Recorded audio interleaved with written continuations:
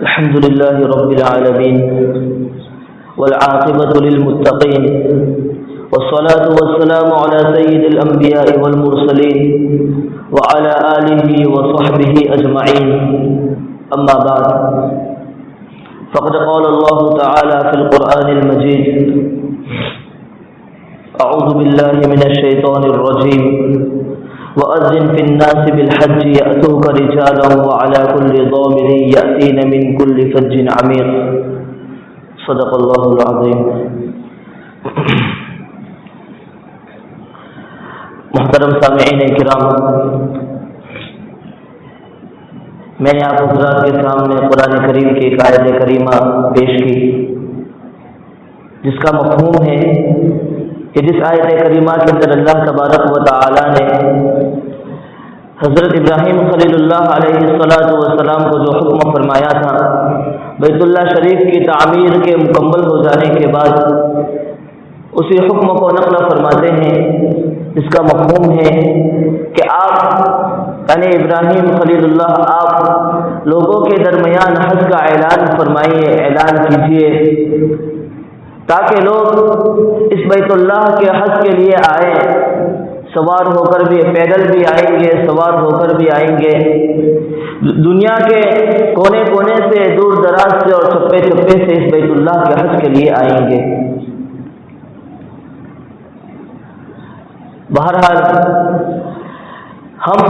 جس مہینے سے گزر رہے ہیں وہ مہینہ ہے ذی القعدہ کا مہینہ۔ اللہ تبارک و تعالی نے شوال،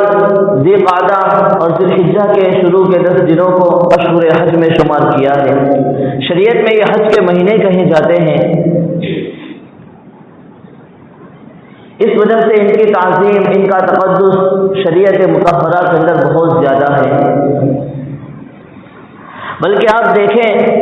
ماہ سیام، ماہ رمضان سے لے کر شوال، ذی القعدہ اور ذی الحجہ کے 10 دنوں تک شریعت مطہرہ نے ان ایام میں جن عبادتوں کو خاص کیا ہے، جن عبادتوں کو ان ایام کے اندر شریعت مطہرہ نے انجام دینے کا حکم فرمایا ہے، وہ عبادتیں ایسی ہیں جو انہی اوقات کے ساتھ خاص ہیں۔ ماہ سیام کے اندر تراویح ہے، روزے ہیں، جو اسی مہینے کے اندر ادا کیے جاتے ہیں، اس کے علاوہ کسی اور مہینے میں اس کی ادائیگی نہیں ہوتی۔ شوال، ذی القعدہ اور ذی الحجہ کے 10 دنوں کے اندر شریعت مطہرہ نے حج اور قربانی والی عبادت رکھی ہے کہ یہ ایک ایسی عبادت ہے کہ جو انہی ایام کے اندر، انہی مہینوں کے اندر ادا کی جاتی ہے، اس کے علاوہ ادا نہیں کی جاتی۔ تو ماہ رمضان، ماہ سیام سے لے کر ذی الحجہ کے 10 دنوں تک کا جو ایام ہیں، جو وقت ہے، شریعت مطہرہ میں اس کو بہت تقدس حاصل ہے۔ ویسے اسلام میں جتنی عبادتیں ہیں عام طور پر اس کو 3 حصوں میں تقسیم کیا جاتا ہے۔ بعض عبادت وہ ہیں، کچھ عبادتیں وہ ہیں کہ جو عبادتیں بدنی ہیں، یعنی جن عبادتوں کو ادا کرنے کے لیے بدن کا عمل اور دخل ہوتا ہے، مال کا عمل اور دخل بالکل نہیں ہوتا۔ جیسے نماز، ہر امیر، ہر غریب پر نماز فرض ہے، کیونکہ اس کی ادائیگی کے اندر بدن کا دخل ہے، مال کا کوئی عمل دخل نہیں ہے۔ یہ عبادت بدنی ہے، بدن سے ادا ہونے والی عبادت۔ ایک عبادت ہوتی ہے عبادت مالی، یعنی جس کی ادائیگی کے لیے مال کو خرچ کرنا ضروری ہوتا ہے، جیسے زکوٰۃ، کہ اس کی ادائیگی کے لیے بدن کا عمل دخل نہیں ہے، مال کو ادا کرنا اس میں ضروری ہے۔ یہ عبادت ہے عبادت مالی۔ اور اس کے علاوہ کچھ عبادتیں ایسی ہیں جو عبادت مالی بھی ہے اور عبادت بدنی بھی ہے، یعنی جن کی ادائیگی کے لیے بدن کا بھی عمل اور دخل ہوتا ہے اور اس عبادت کی ادائیگی کے لیے مال بھی خرچ کرنا پڑتا ہے۔ جیسا کہ حج کی ادائیگی کے لیے ایک معتدل مقدار میں، ایک بڑی مقدار میں مال کو بھی خرچ کرنا پڑتا ہے، اور ایک وقت مخصوص تک بدن کو بھی اس میں عمل اور دخل ہوتا ہے۔ تو یہ عبادت مالی بھی ہوئی اور عبادت بدنی بھی ہوئی۔ بہرحال یہ جو حج کے ایام چل رہے ہیں اور یہ جو حج کے مہینے چل رہے ہیں، مناسب ہے کہ اسی کے متعلق کچھ باتیں عرض کی جائے۔ ویسے جب کوئی شخص حج یا عمرے کا ارادہ کرتا ہے، ارادہ کرنے کے بعد سب سے پہلی چیز جس کو وہ اختیار کرتا ہے وہ ہے احرام۔ علماء نے فرمایا ہے کہ حج کی جو عبادت ہے اس عبادت کے مختلف پہلو ہیں، اس میں خاص پہلو جو حج کے ایک ایک رکن کے اندر ظاہر ہو کر سامنے آتا ہے، ایک ایک رکن کے اندر نمایاں ہو کر سامنے آتا ہے، وہ پہلو ہے حج کا عاشقانہ عبادت ہونا۔ یعنی حج ایک ایسی عبادت ہے کہ اس کے ہر رکن میں بندے کی طرف سے اظہار محبت و عشق ہوتا ہے۔ عام طور پر ہمارے یہاں یہ سمجھا جاتا ہے کہ احرام ان دو چادروں کو کہتے ہیں جو سلی ہوئی نہیں ہوتی اور تلبیہ اور لبیک کہنے کے بعد اس کو اوڑھا جاتا ہے، لیکن احرام ان چادروں کا نام نہیں ہے۔ احرام اصل میں کہتے ہیں چند چیزوں کو اپنے اوپر حرام کر لینا۔ جیسے جب کسی شخص نے حج یا عمرے کی ارادہ کرنے کے بعد تلبیہ کہا اور لبیک اللہم لبیک کی صدا لگائی، تو اس کے بعد لبیک کہنے سے پہلے اس کے اوپر خوشبو لگانا جائز تھا، اب لبیک کہنے کے بعد خوشبو لگانا حرام ہو گیا۔ لبیک کہنے سے پہلے سلا ہوا کپڑا پہننا جائز تھا، لبیک کہنے کے بعد سلے ہوئے کپڑے نہیں پہن سکتا۔ لبیک کہنے سے پہلے جسم کے بال کو کاٹنا، ناخن کو تراشنا اس کے لیے جائز تھا، لبیک کہنے کے بعد اس کو نہیں کر سکتا۔ تو احرام کا معنی ہوتا ہے کہ لبیک کہنے کے ذریعے اپنے اوپر چند چیزوں کو حرام کر دینا۔ ہاں، جب لبیک کہنے کے بعد وہ شخص حالت احرام میں آ گیا تو چونکہ اب سلا ہوا کپڑا نہیں پہن سکتا، تو دو چادریں مخصوص کی جاتی ہیں جو سلی ہوئی نہیں ہوتی، تو اس کے ذریعے سے انسان اپنے صدر کو اور جسم کے دوسرے حصے کو ڈھانپتا ہے۔ تو وہ حالت احرام کی دو چادریں ہیں۔ بہرحال یہ احرام ہے، تو احرام کے شروع کرنے سے پہلے بندہ حاجی اور معتمر یہ ندا لگاتا ہے لبیک اللہم لبیک۔ یہ لبیک کیا ہے؟ یہ وہی لبیک ہے، یہ اسی حضرت ابراہیم خلیل اللہ علیہ السلام کی پکار کا جواب ہے، ان کے اعلان کا جواب ہے جو انہوں نے بیت اللہ کی تعمیر کے بعد اعلان کیا تھا۔ جیسا کہ شروع میں قرآن کریم کی آیت کریمہ پیش کی گئی کہ جب بیت اللہ کی تعمیر مکمل ہوئی تو مکمل ہونے کے بعد اللہ تبارک و تعالیٰ نے ابراہیم خلیل اللہ علیہ السلام کو حکم فرمایا لوگوں کے درمیان حج کا اعلان کرے کہ وہ آ کر اس بیت اللہ کا، اس اللہ کے گھر کا حج کرے۔ ابراہیم خلیل اللہ علیہ السلام نے آج سے صدیوں پہلے، ہزاروں سال پہلے اس بات کی صدا اور اعلان کیا کہ لوگوں اللہ کے گھر کی تعمیر مکمل ہو چکی ہے۔ اللہ کا حکم یہ ہے کہ بندے جن کے اندر طاقت ہے، جن کے اندر قوت ہے، جو مالی اسباب ان کو مہیا ہیں، وہ بندے آئے اور اللہ کے گھر کے طواف کرے، اللہ کے گھر کا آ کر حج کرے اور یہاں آ کر مخصوص ارکان کو ادا کرے۔ ابراہیم خلیل اللہ نے اعلان صدیوں پہلے کیا تھا، ہزاروں سال پہلے کیا تھا، لیکن آج جب ایک حاجی اور معتمر لبیک اللہم لبیک کہتا ہے تو وہ ندا، وہ آواز، وہ اعلان جو اللہ تعالیٰ نے ابراہیم خلیل اللہ کے ذریعے سے بندوں کو پہنچایا تھا، بندہ اس کا جواب دیتا ہے اور کہتا ہے کہ لبیک اللہم لبیک، اے اللہ میں حاضر ہوں اور بار بار تیرے در پر تیرے اعلان پر حاضر ہوں۔ یہ اظہار محبت اور عشق ہے۔ پہلا مرحلہ ہے احرام کے بعد اس کے علاوہ اور بہت سارے وہ مراحل ہیں کہ اس میں ہر اس کے رکن سے اظہار محبت اور عشق ہوتا ہے۔ جیسے جب کوئی عاشق کسی محبوب سے محبت کرتا ہے، انسانی فطرت یہ ہے کہ حضرت تقی صاحب فرماتے ہیں کہ انسانی فطرت یہ ہے کہ وہ چاہتا ہے کہ اپنے محبوب کے گھر کے پھیرے لگائے، اپنے محبوب کے گھر کے در و دیوار کو پکڑے اور چمٹے، اپنے محبوب کے در و دیوار سے اپنے آپ کو لگا دے اور وہاں جا کر پڑ جاوے۔ جیسے کہ ایک مشہور زمانہ جو گزرا ہے،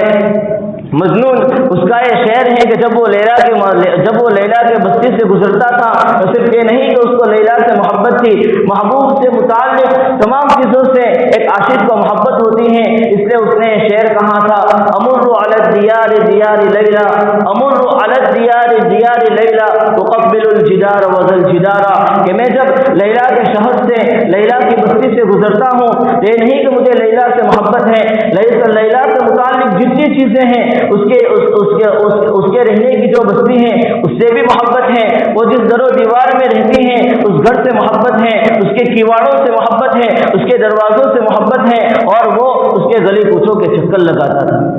تو دنیاوی عاشق کا ایک کام ہوتا ہے اپنے محبوب سے اور محبوب سے متعلق تمام چیزوں سے اس کو محبت ہوتی ہے۔ حضرت مفتی تقی صاحب فرماتے ہیں بس اسی طرح جس طرح ایک عاشق اپنے محبوب کے گھر کے پھیرے لگانے کی تمنا کرتا ہے، اپنے محبوب کے گھر کے در و دیوار سے چمٹنے کی، اس کو چھونے کی وہ آرزو رکھتا ہے، اللہ تبارک و تعالیٰ نے انسانی اس فطرت کی تکمیل کے لیے دنیا کے اندر بیت اللہ کو تعمیر فرمایا۔ کعبۃ اللہ کو تعمیر فرمانے کے بعد ابراہیم خلیل اللہ علیہ السلام کے ذریعے سے لوگوں میں یہ اعلان کرا دیا کہ لوگوں یہ چند پتھروں کا جو مکان ہے وہ صرف چند پتھروں کا مکان نہیں، اس کی نسبت میری جانب ہے، یہ بیت اللہ ہے، یہ اللہ کا گھر ہے، اور تم اپنے اظہار محبت اور عشق کے لیے اس مکان تک آؤ، اس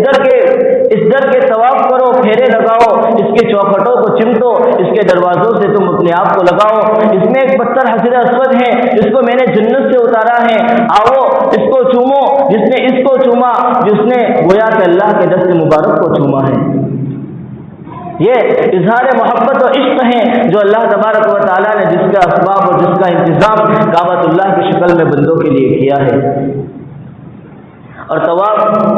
کیسی لذیذ عبادت ہے کہ طواف میں ایک حدیث پاک کا خلاصہ ہے کہ روزانہ بیت اللہ کے اوپر 120 رحمتوں کا نزول ہوتا ہے، 120 رحمتوں کا نزول ہوتا ہے، لیکن 60 رحمتیں تو صرف ایسی ہیں جو وہاں بیت اللہ کے طواف کرنے والوں پر تقسیم کی جاتی ہے، 40 رحمتیں وہ ہیں جو وہاں مطاف میں بیت اللہ میں نماز پڑھنے والوں پر تقسیم ہوتی ہیں، اور 20 رحمتوں کا حصہ اس کے علاوہ وہ حضرات جو بیت اللہ میں ہیں لیکن نہ طواف کر رہے ہیں نہ نماز پڑھ رہے ہیں بلکہ بیٹھ کے صرف بیت اللہ کی زیارت کرتے ہیں، 20 رحمتیں ان کے حصے میں آتی ہیں۔ تو 120 رحمتوں میں سے آدھی رحمتیں 60 رحمتیں اللہ تبارک و تعالیٰ نے طواف کرنے والوں کے لیے مقرر فرمائی ہے۔ طواف ایک ایسی لذیذ اور ایسی عظیم الشان عبادت ہے۔ پھر اس کے بعد احرام ہوا، لبیک کہیں، پھر بیت اللہ کا طواف کیا، اپنے محبوب کے سامنے اظہار محبت اور عشق کرتا ہے، لیکن اس کے بعد دیکھیں اب تک تو مکہ المکرمہ کے اندر قیام کر رہا تھا جہاں ایک ایک نیکی کا 1 لاکھ ثواب ملتا تھا، ایک نماز کا 1 لاکھ ثواب ملتا تھا، لیکن اللہ تبارک و تعالیٰ کا حکم ہوا اب مکہ المکرمہ کو چھوڑو، اب حرم شریف کو چھوڑو، اب مینا جاؤ، مینا جانا ہے تو وہاں 5 نمازوں کا وقت ادا کرنا ہے۔ اب اللہ تبارک و تعالیٰ نے یہ حکم فرما کر کہ جب تک میرا حکم تھا مکہ میں رہنے کا 1 لاکھ، ایک نماز کا 1 لاکھ دیتا تھا، اب میرا حکم ہے حرم شریف کو چھوڑو۔ تو اللہ تبارک و تعالیٰ اس حکم کے ذریعے سے بتلانا چاہتے ہیں کسی مکان میں کوئی تعظیم نہیں، کسی جگہ میں کوئی تعظیم نہیں جب تک کہ ہمارا حکم نہ ہو۔ ہمارا حکم تھا حرم شریف میں رکو، وہاں تعظیم تھی، وہاں تمہارے لیے رکنا واجب تھا، ہمارا حکم ہے مینا جاؤ تو وہاں تمہارے لیے پہنچنا ضروری ہے۔ اللہ تبارک و تعالیٰ اپنے حکم کی عظمت، اپنے حکم کی ویلیو بندوں کو سمجھانا چاہتے ہیں۔ کسی مکان میں، کسی تعمیر میں کوئی عظمت نہیں ہے جب تک کہ اللہ کی طرف سے وہاں پر رکنے کا حکم نہ ہو۔ مینا کے بعد پھر وہاں سے عرفات کے میدان میں جانا ہے۔ عرفات کے میدان میں دوپہر کا وقت ایسے میدان میں گزرنا ہے کہ تا حد نظر بس میدان ہی میدان ہے، وہاں کوئی تعمیر نہیں۔ ظہر اور عصر کی نماز وہاں پر اکٹھا پڑھنی ہے، اس کے بعد دعاؤں کے اندر، ذکر و اذکار کے اندر اپنے آپ کو مشغول رکھنا ہے۔ پھر جیسے ہی غروب آفتاب ہوا، عام دنوں کا قانون یہ ہے جیسے ہی آفتاب غروب ہوتا ہے سب سے پہلے احناف کے نزدیک تو مغرب کو مقدم کیا جاتا ہے۔ مغرب میں تعجیل ہے کہ جیسے ہی غروب ہو پھٹافٹ مغرب کی نماز پڑھی جائے، لیکن اس دن کیا حکم فرمایا کہ اللہ تبارک و تعالیٰ نے کہا عرفات چھوڑو، مزدلفہ جاؤ اور مغرب عشاء کو وہاں اکٹھے پڑھنا۔ اللہ تبارک و تعالیٰ اپنے حکم سے بتلانا چاہتے ہیں کسی زمانے کے اندر، کسی وقت کے اندر کوئی خصوصیت نہیں ہے جب تک کہ اس وقت کی تعظیم کو اور اس وقت کے متعلق ہمارا حکم نہ آ جائے۔ ہمارا حکم تھا غروب آفتاب کے بعد فوراً نماز پڑھی جائے تم فوراً نماز پڑھتے تھے، آج ہمارا حکم یہ ہے فوراً نماز مت پڑھو، یہاں سے سفر کر کے مزدلفہ جاؤ، مغرب عشاء کو وہاں اکٹھی پڑھنا۔ اب بندہ اللہ کے حکم کے سامنے اپنے گردن کو جھکا دیتا ہے کہ مالک تیرا حکم تھا مکہ کو چھوڑنا، حرم کو چھوڑنا، 1,00,000 نیکیوں کو چھوڑ کے مینا کی طرف آئے، تیرا حکم ہے کہ مینا سے عرفات جاؤ، ایسے میدان میں ہم رکے ہیں کہ تا حد نظر کوئی تعمیر نہیں ہے، کوئی عمارت نہیں ہے، چٹیل میدان ہے، وہاں رکے، اور وہاں کے بعد اب حکم آیا کہ مزدلفہ چلے جاؤ اور وہاں مغرب اور عشاء کی نماز اکٹھی پڑھنا۔ عقل نہیں مانتی، عام قانون کو توڑا جا رہا ہے، لیکن اللہ کا حکم ہے، بندہ اس کے سامنے سر تسلیم کو خم کرتا ہے، وہاں سے نکل کر مغرب عشاء کو وہاں مزدلفہ میں اکٹھا پڑتا ہے۔ اس کے بعد پھر مینا واپسی ہے، وہاں شیطانوں کو کنکریاں مارنی ہے۔ شیطانوں کو کنکریاں مارنے میں بظاہر عقل کے اعتبار سے کوئی بات سمجھ میں نہیں آتی کہ صرف کنکریاں مارنے کے لیے کہ ہر امیر، ہر غریب، ہر بچہ، ہر جوان، ہر بوڑھا، ہر مرد، ہر عورت اپنی کنکریوں کو اپنے ہاتھ میں اٹھا رہا ہے، فکر ہے کہ میری 7 کنکریاں کس طرح مار کر میرا یہ جو کنکری مارنے کا جو عمل ہے وہ کس طرح پورا ہو جائے۔ اس کے لیے لاکھوں کروڑوں روپیوں کو خرچ کیا جا رہا ہے اس کے انتظام کے لیے۔